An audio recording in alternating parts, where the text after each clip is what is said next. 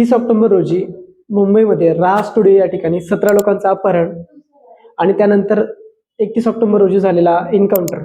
त्यात एन्काउंटरमध्ये मृत्यूमुखी पडलेला म्हणण्यापेक्षा एन्काउंटर केलेला व्यक्ती म्हणजे रोहित आर्या. ही स्टोरी महाराष्ट्र शासनाची आर्थिक स्थिती पण सांगते, करप्शन किती लेवलला चालतं हे पण सांगतं आणि सरकारी कामांची एक पद्धत जी सामान्य माणसाला समजत नाही ती पण आपल्याला दिसून येऊ शकते.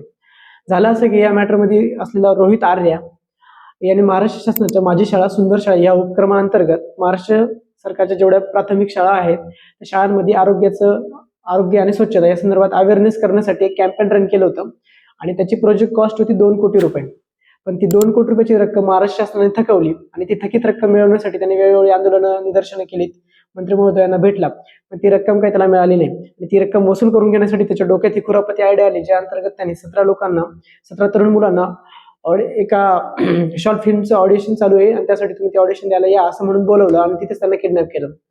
आणि ते किडनॅपिंग नंतर महाराष्ट्र शासनाला आणि पोलिसांना ज्यावेळेस त्याची माहिती मिळाली त्यावेळेस त्याच्यावरती रेस्क्यू करण्यासाठी बेसिकली एक कॅम्पेन रन केलं परत 1-1.5 दिवसापूर्वी मुंबई पोलिसांनी. आणि त्या कॅम्पेनिंग मध्ये असं झालं की फायनली त्याचं सकाळी 31 तारखेला एन्काउंटर करण्यात आला, त्या 17 जणांना सोडण्यात आलं.